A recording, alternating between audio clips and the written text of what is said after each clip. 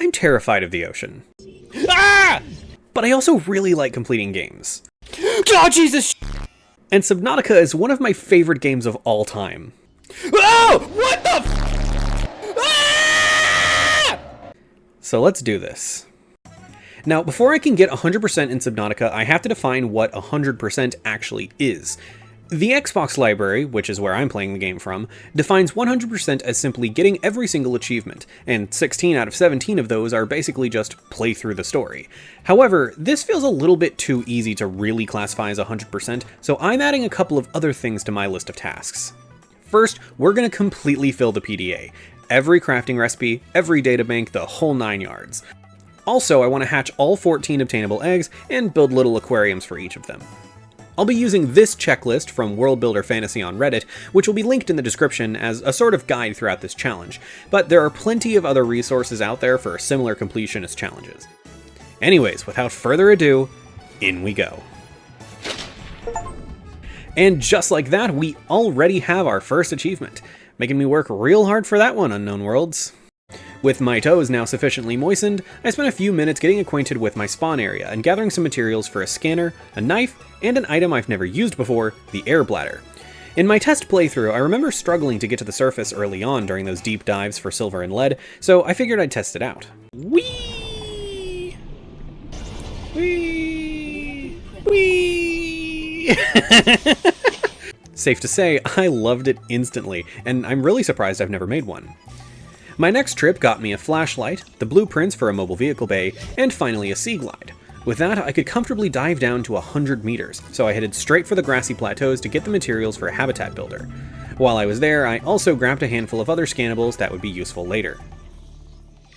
Bioreactor, let's go! I thought I needed 3 for that. Scanner room frag, I can get that. Not going out into that biome just yet. Oh crap! Oh! No! And boy am I glad I made that air bladder. So I grabbed that last piece of silver, and I headed back home. With that, I was able to fix up the life pod, which got my radio back online. Thankfully, that meant a rescue could be dispatched to save me in... Rescue operation will be dispatched to your location in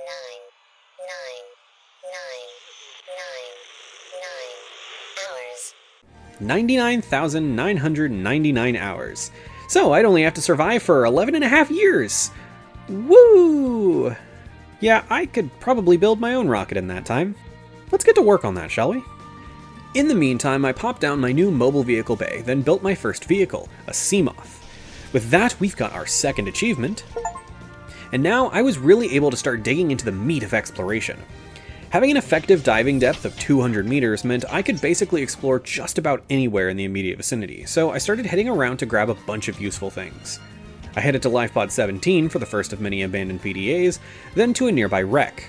I almost didn't want to explore it since my sense of direction is not great, but I decided to give it a shot regardless. I managed to get the blueprints for a battery charger, as well as the propulsion cannon, which were both extremely valuable items, so I'm definitely glad I came in.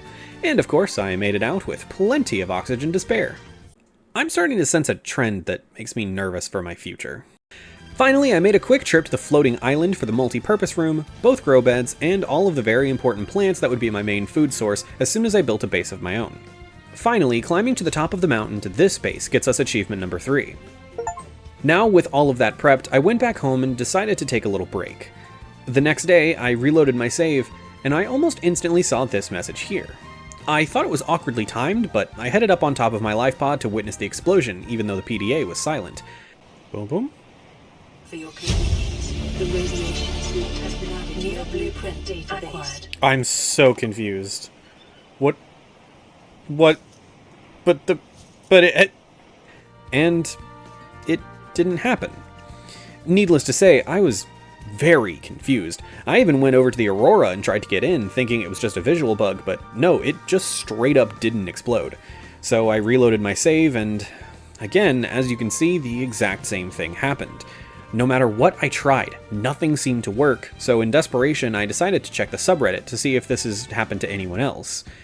Apparently, it isn't an uncommon bug, so thanks to user Pope, I hope I'm saying that correctly, because their explanation totally saved me from restarting. So in the meantime, I threw together a little starter base to get things going, which gets us our 4th achievement. Lo and behold, only 20 minutes later, while I was gathering materials for the basic necessities, get it? Basic. I got the message again and hurried to the surface to witness the actual explosion this time. Let's go! Then I spent a little while gathering materials and building the rest of everything I would need. A fabricator, radio, battery charger, grow bed, and finally my main power source for the time being, a bioreactor. With all of that set up, I wanted to start knocking out all of the rest of what I call Act 1 of the game. In a nutshell, that just means exploring all of the surface level biomes, namely the shallows, creepvine forest, and grassy plateaus for all of the wrecks and life pods that remained. This got me a few PDAs and blueprints, but the most important thing was the moon pool, which I went home and built immediately. On its own, it's nothing too special. It's an entrance to your base and a place to charge your vehicle, but with this recipe right here, it allows you to build all kinds of upgrades to your vehicles to really deck them out. Get it? Deck? Like a boat? Yeah, okay, the ocean puns aren't funny anymore. I'll see myself out! Why am I like this? On one of my trips, I managed to scan the last few fragments I needed to unlock the blueprint for the Cyclops, which is a huge find. Normally, this would be something I grind out much later in the game, but having it available now saves me a bunch of time later. In between trips to the remaining life pods, I also made sure to install a modification station and vehicle upgrade console into my base. With them, I finally got to customize my Seamoth, and I gave it the classic name Sally. Then I also upgraded to an ultra high capacity tank. This would allow me to do some deeper dives, like down to Life Pod 12 and the wreck nearby. It was at this wreck that I managed to get the final fragment for the scanner room, as well as the data boxes for the repulsion cannon and the lightweight high capacity tank. Ah! Jesus Christ! Stop that! God! And also that. It wasn't long after that I got a broadcast from the Sunbeam telling me that rescue was on the way. It'd be about 40 real-life minutes before they arrived, so in the meantime I took some time to expand the base. I built another multi-purpose room to dedicate to a bioreactor, as well as the items necessary to fuel it, in this case marble melon seeds. And off to the side of that I made a scanner room. I had never used one before, so needless to say, I was astounded by how cool it was. Ooh. How far away can I go? Surely 200 is the cutoff. It's not? Surely I can't go 300 meters away. What? Finally, with only a few minutes left on the clock, I decided to go ahead and make the trip to the Sunbeam's landing site. It took me to a mountainous island with a huge alien structure built onto it. With a few minutes left before the Sunbeam arrived, I decided to scan everything I could, which wasn't much since the building was locked up tight. Still, I learned that the locking mechanism did have a type of key somewhere. The symbol was definitely one that I had seen before. Despite my curiosity, dusk was falling and my ride was set to be here any minute, so I climbed up onto a nearby rock to wait for them.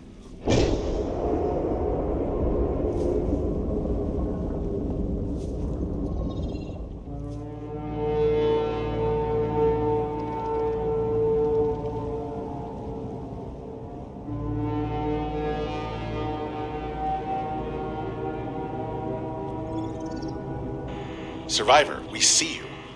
Man, I don't know how you held out down there. We broke an atmosphere, and we're descending towards the landing site. Is that a building down there? What do you mean you can't identify it? Hold on. No turning back now. Positions, everyone. Touching down in 10, 9, 8. It's coming from the building? Change course. Set thrusters to full.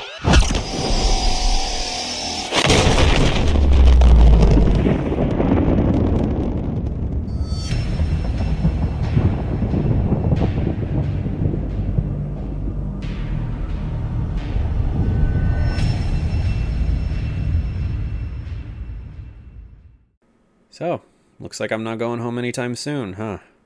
So, seeing as my ride was explodificated, I decided to start exploring the island a bit. I found a purple tablet nearby, so I slotted it into the locking mechanism, and it opened the door to the giant alien gun.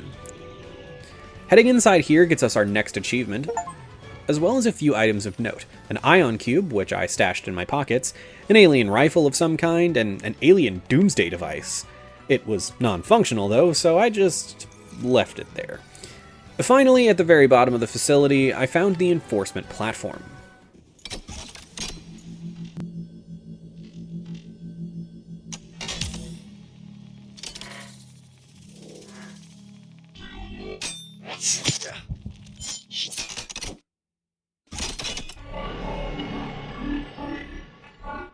The control panel is broadcasting a message. Translation reads, "Warning, infected individuals may not disable the weapon. This planet is under quarantine."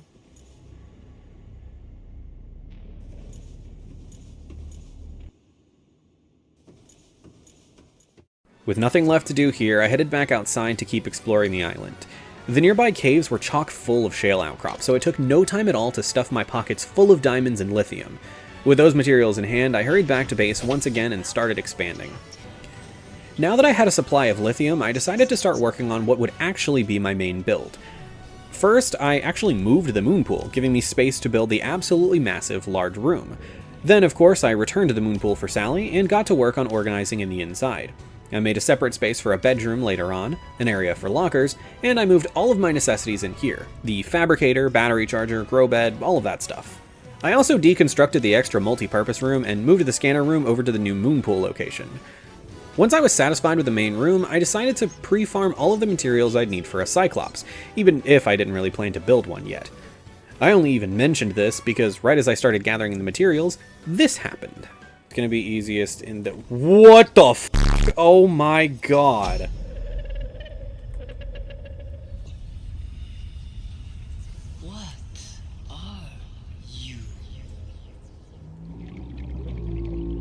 Oh.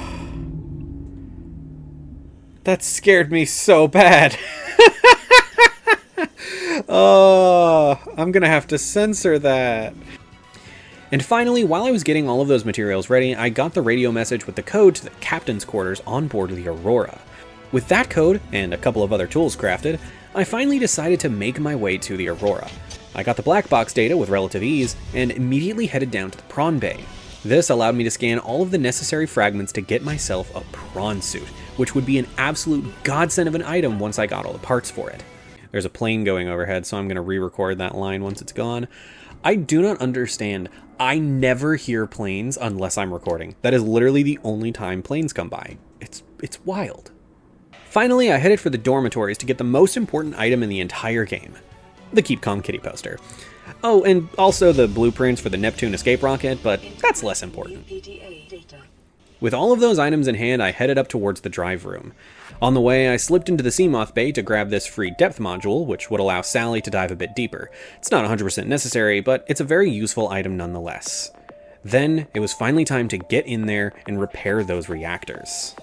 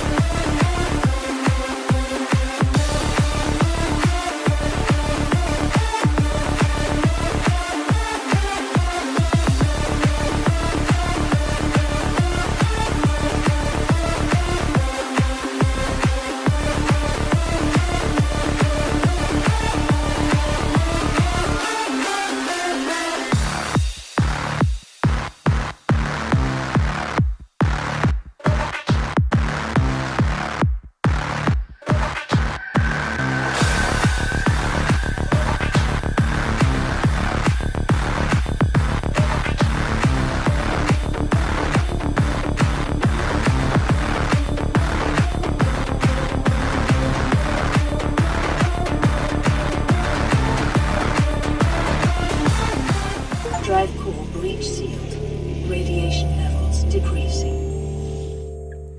Now, with the Aurora's drive core repaired, the radiation in the water would clear up. That would allow for more free exploration in a couple of in-game days, but for now I had other things to do with my newly acquired items. First and foremost of those things was this. It is normal when first piloting a prawn suit to feel a sense of limitless power. Prawn operators receive weeks of training to counteract this phenomenon. You will have to make do with self-discipline. Now, it's actually going to be a minute before we use this thing properly, so for the time being, it's just going to be a beacon back to the base. But don't worry, it'll only be a couple of minutes for you guys. Before I could use the prawn suit, I wanted to get 2 more blueprints, namely a pair of arm attachments to make the suit more useful, the drill arm for mining, and the grapple arm so that we can actually maneuver this thing around. There was also the proposed Agassi base nearby that I could finally explore using Sally's depth upgrade, so I made myself a quick rebreather and I headed down. It was down here that we get another achievement, and also a few more important blueprints.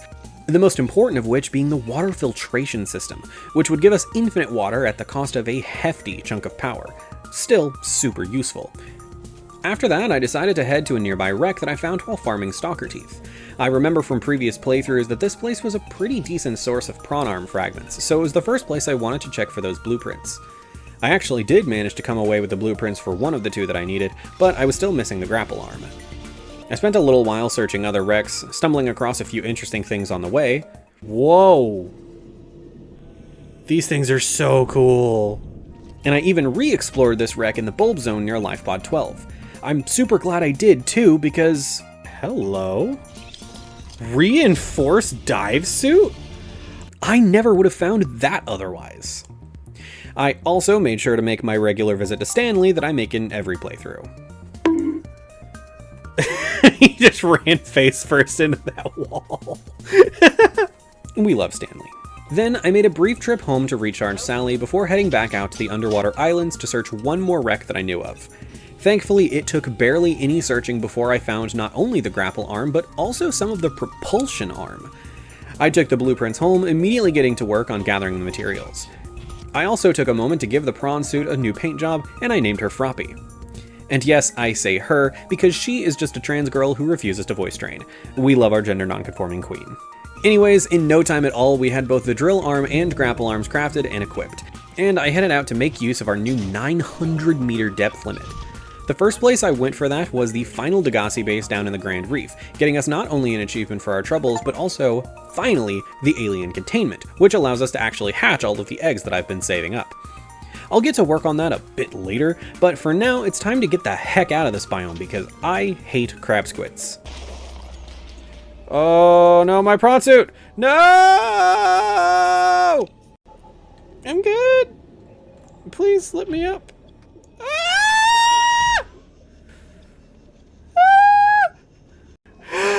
Oh, he's attacking me. Oh, I don't like that. Oh, I really don't like that. Why is he not attacking me, though? I hit one more wreck in between the deep Grand Reef and my next target, netting me a couple of Cyclops-related blueprints. I hit one more wreck in between the deep Grand Reef and my next target, netting me a couple of Cyclops-related blueprints in a PDA that doesn't exist, apparently.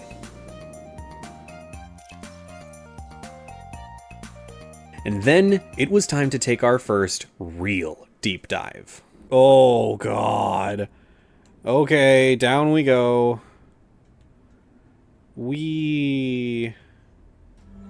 This takes us down from the Blood Kelp Zone to what is the vast majority of players' favorite biome, the Lost River. Not mine though. Grassy Plateaus next to Jelly Shroom Caves, my beloved. Anyways, there's a huge amount of scannable fossils down here, as well as 2 new materials we'll need for more depth modules, nickel and crystal and sulfur. But most importantly for us, there's the disease research facility. This gets us a bunch of entries in our databank, most notably bits and pieces of lore about the disease that's taking over the planet, which we heard about at the enforcement platform. However, it seems like the disease has started getting worse.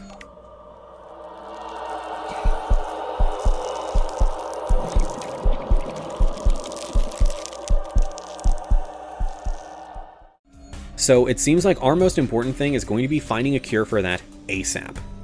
With the little hints we had from the PDA, our best chance was going even deeper, so I took my new resources home and started getting things ready to do just that. I wanted to be ready for absolutely anything, so my first order of business was going to be decking out all of my vehicles. I pinned a handful of recipes that I wanted to craft and got to work immediately on gathering all the necessary materials.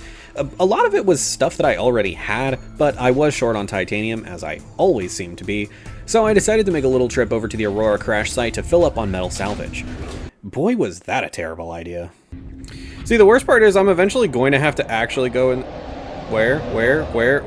Oh, ah! Back off! Back off! Back off! I will punch you in the face repeatedly! Back off! Back off! Ugh! Jesus Christ! Now, I survived thanks to my prawn suit, but I was in no mood to deal with a Reaper, so I just went back to base.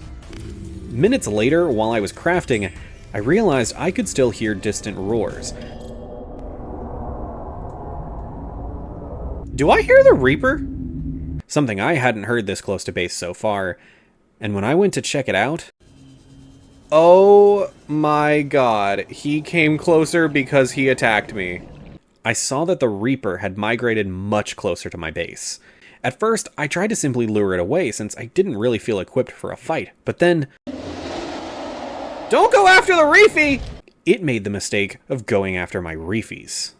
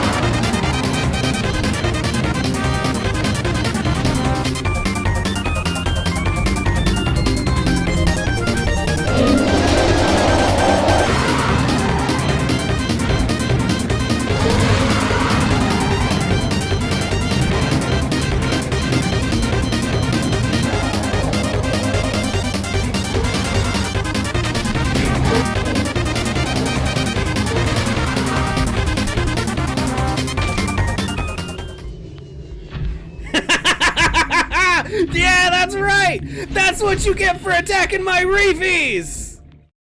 With high spirits and shaking hands, I returned to my base and started getting all of those upgrades crafted.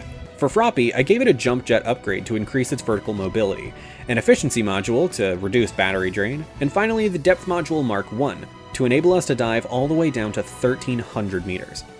I also upgraded Sally's depth module Mark 3 while I was at it, since I planned to use her to scout a safe path to the deep down dark deep down. Finally, after getting Sally and Froppy all powered up, I took the rest of my materials up to the mobile vehicle bay and built myself a 40-foot sub for one.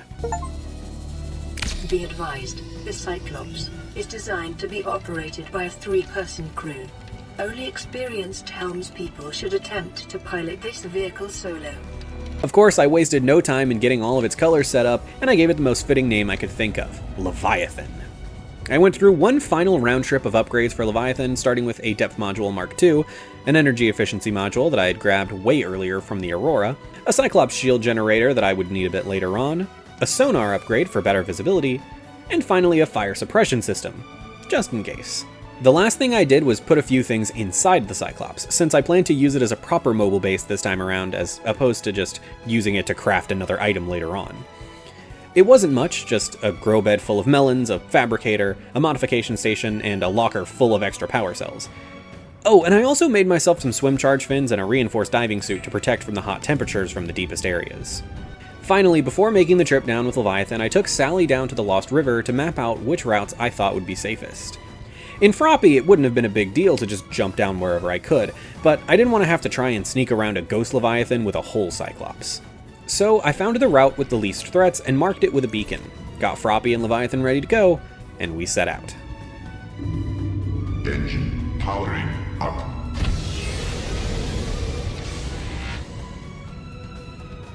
It took a little bit of struggle to find my way through the Blood Kelp Trench since I'm not used to using a Cyclops like this, but it wasn't too long before we reached the Lost River. I stuck close to the wall, making my way down the river according to plan, and we emerged right here beside the Tree of Life. I decided that this was a good enough place to park Leviathan for the time being, since I was only going to take a brief dip into the deeper territory. Hopping back into Froppy, I made a quick trip to the inactive lava zone, drilled a single kyanite deposit, and then immediately made my way back to Leviathan. With the kyanite, I crafted the final upgrade for our vehicles, the Prawn Suit Depth Module Mark II, which would allow us to get down to 1,700 meters, down to the very bottom of the ocean. With that, I made my way back to the inactive lava zone, said hi to the Sea Dragon. Oh, it's coming after me, I think. I've never died to one, though. Ah! And entered the lava castle to find the alien thermal plant. There wasn't a ton of stuff for me here beyond the usual scannables, but I did find a very important blue tablet, the final tablet I would need to get into the endgame areas. Emerging from the castle, I got one final message.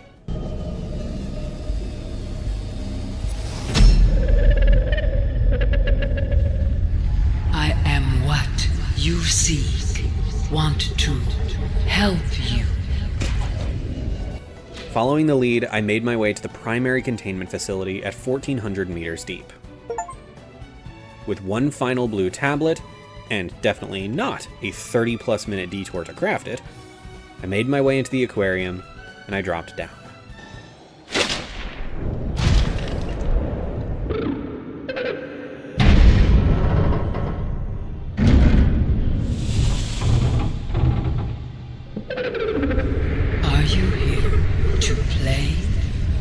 Others came here once. They built these walls. They played alone. They bored me. Now they're gone. And instead, we have you. We are curious whether you swim with the current or fight against it as they did.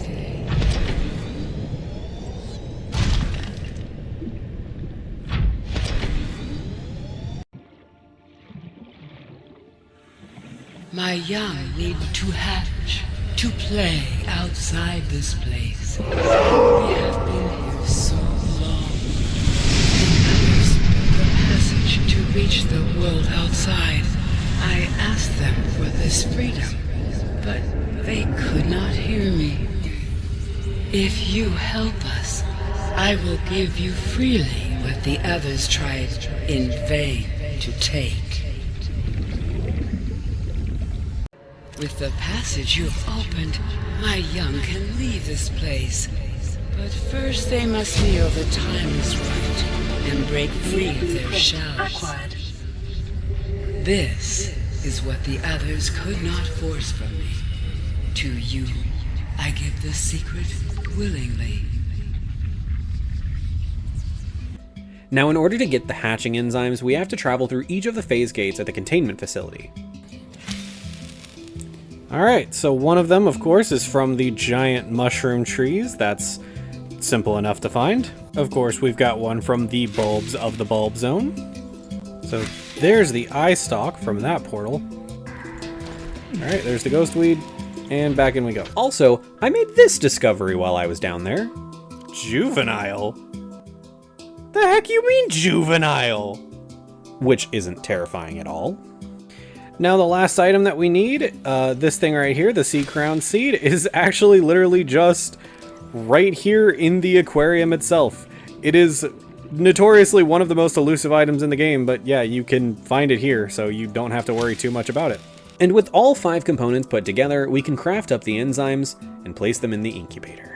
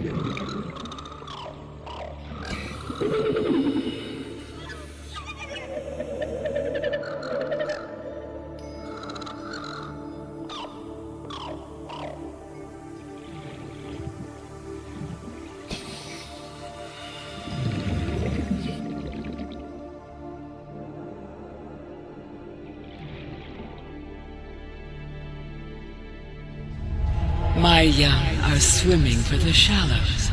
I thank you. Their freedom is my end. What will it be like, I wonder, to go to sleep and never wake up? Perhaps next we meet, I will be an ocean current, carrying seas to a new land. Or a creature so small, it sees the gaps between the grains of sand. Farewell, friend.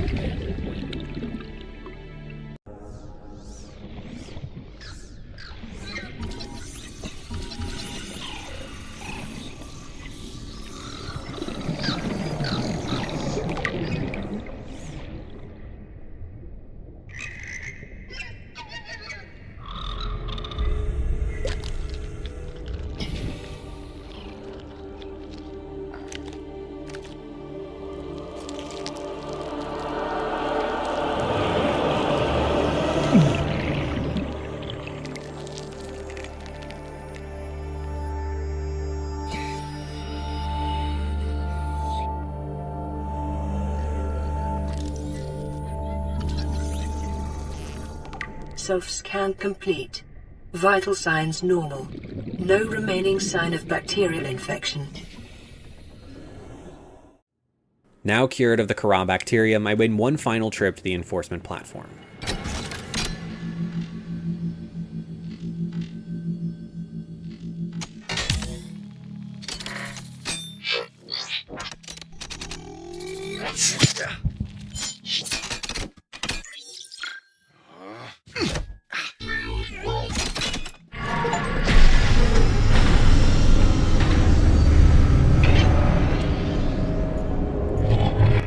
And with that, we have everything we need to get out of here.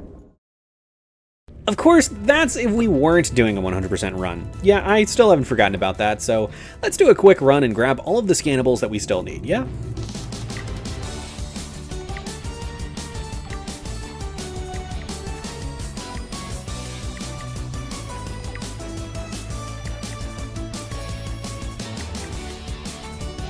Can you let me scan you, please? Please? Please let me scan you. Please? Please? Please? Please? Please? No! Dang it!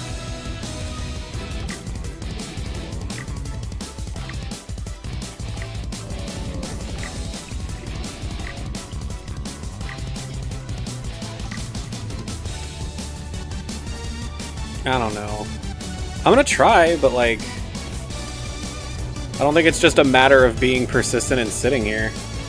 Or, okay, maybe it was. Maybe that's all it was. Maybe I just needed to sit there and do it.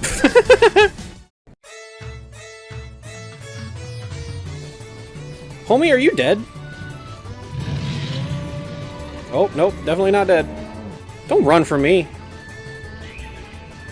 It is actively running from me. Why is it actively running from me? Well, let's do this.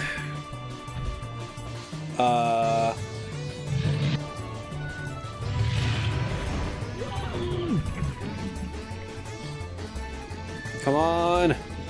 Come on!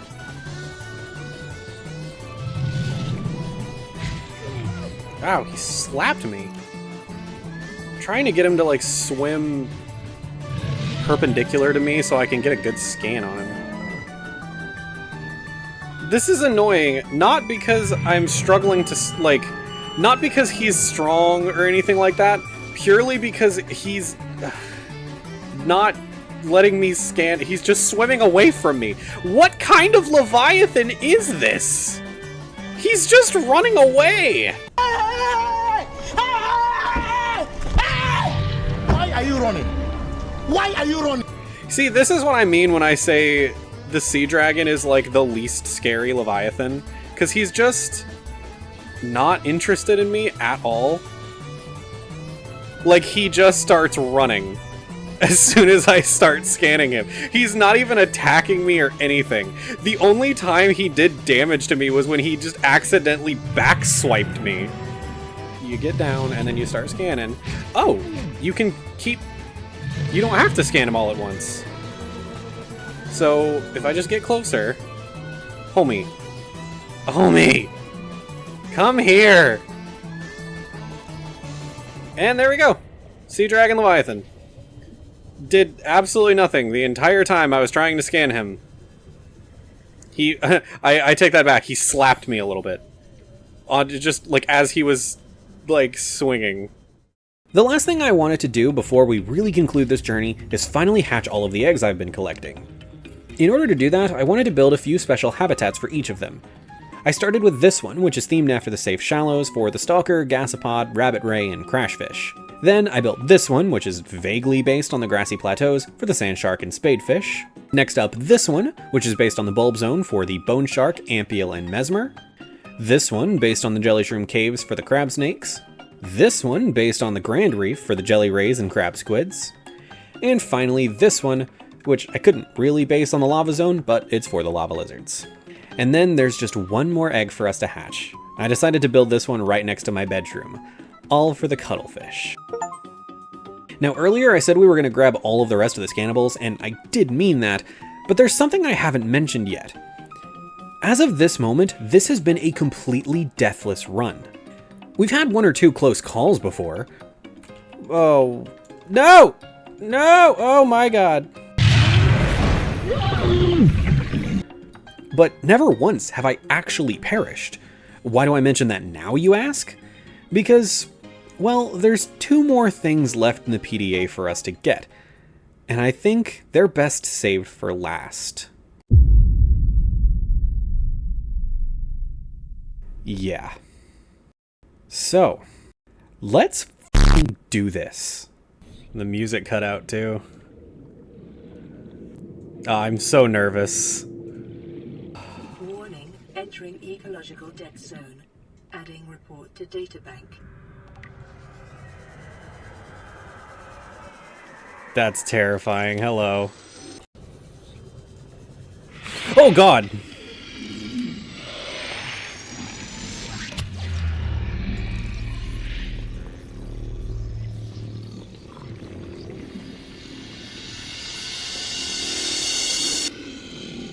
Alright, let's go. We got it. We're going. Time to go home. Finally, with all of the eggs hatched, all of the scannables in our PDA, and every databank downloaded, the last thing for us to do is build ourselves an escape rocket.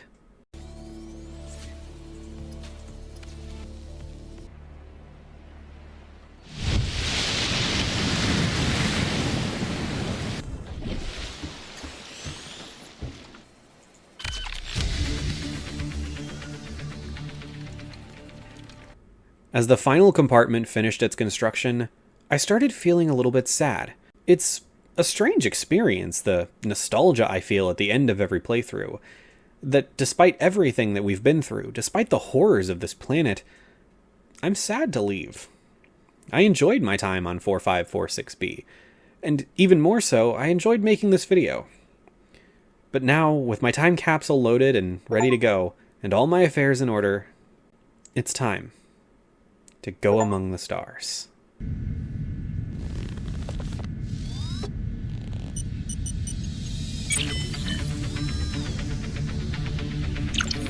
Ready to launch on your command, Captain. Launch in 10, 9, 8, 7, 6, 5, 4, 3, 2, 1.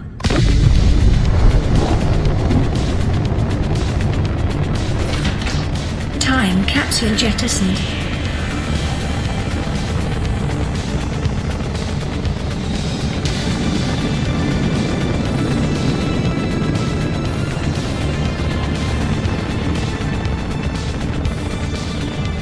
Caution, approaching orbital debris field.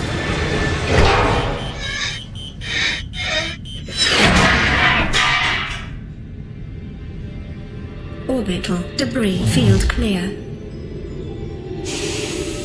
Performing gravity turn maneuver.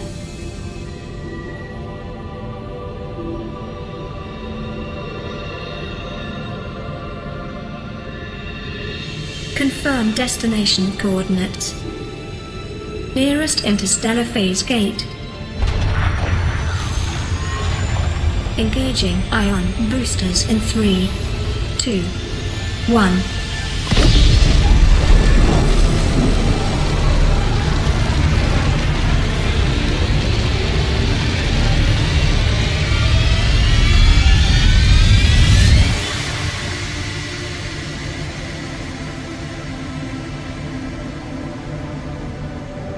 What is a wave without the ocean?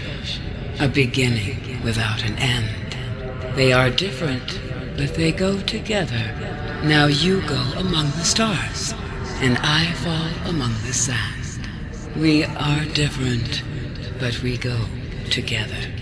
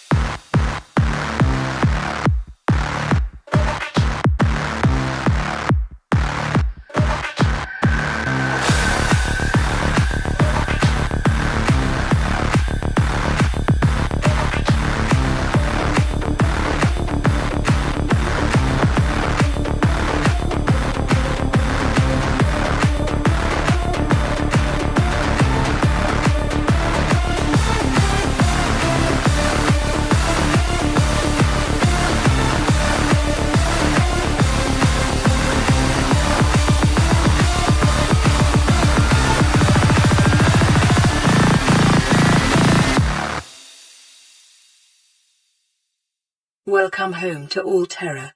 Permission to land will be granted once you have settled your outstanding balance of 1 trillion credits.